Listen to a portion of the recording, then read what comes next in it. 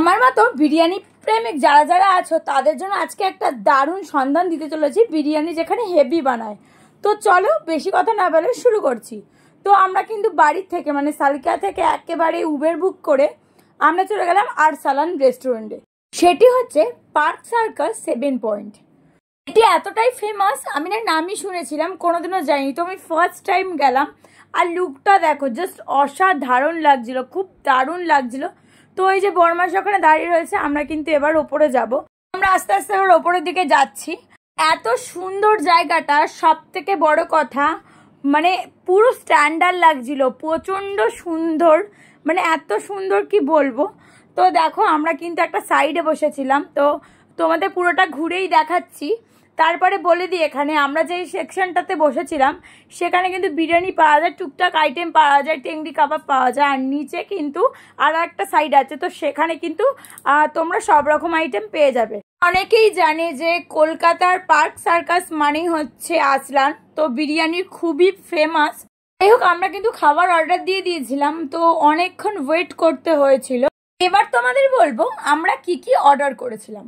আমরা অর্ডার করেছিলাম fresh lime soda, আর order করেছিলাম টেংরি কাবাব, আর করেছিলাম বিরিয়ানি, আর চিকেন তো আছেই। তো এবার খাবার নিয়ে কিছু বলতে চাই।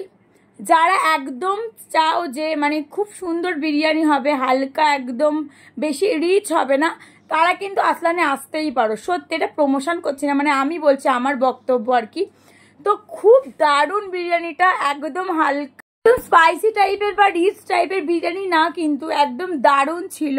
তো তোমরা দেখো এত সুন্দর লাগছে, দারুণ দেখতে ছিল, আর খেতেও কিন্তু অসাধারণ ছিল। তো যাই হোক, এবার বলবো প্রাইস, দাম কত। এবার তোমাদের একটা কথাই বলবো যে আমাদের লোকাল দোকানে যেরকম দাম 150 বা 180 বা 120, এর থেকে কিন্তু এখানে একটু বেশি। তার কারণ বিরিয়ানিটাও সত্যি খুব সুন্দর।